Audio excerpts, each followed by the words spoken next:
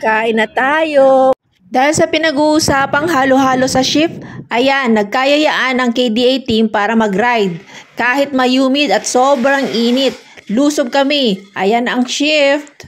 Pagkaupo pa lang namin, naka-order na kami kagad at mabilis naman dumating ang aming orders. Ubi flavor pala ang napili namin, pero meron pa silang mango flavor. Dahil feeling mga vlogger kami, ayan, video-video, picture-picture muna ng aming kakainin bago kumain. Kabalen, maganda ng halo-halo. Nyaman, oh. Yaman ini. Manyaman ini, day. Nadyo, maganda kabalen. Magmukbang tano. Kain na tayo. Ube, halo-halo. Yan. Dito yan sa shift ube. Oo. Meron silang flavor.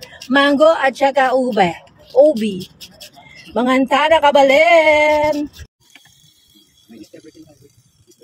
Ang mga ebidensya na hindi masarap. Guys, ayan na po yung aftermath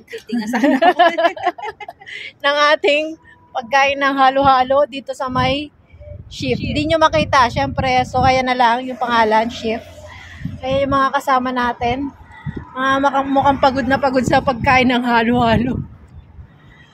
Thank you, bye!